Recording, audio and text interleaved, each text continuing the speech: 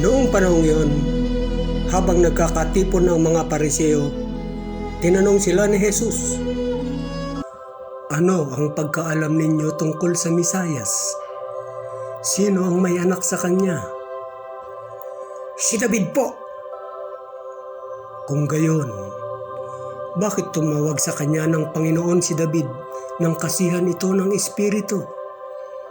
Ang sabi niya, sinabi ng Panginoon sa aking Panginoon, maupo ka sa aking kanan, hanggang lubusan kong mapasuko sa iyo ang mga kaaway mo."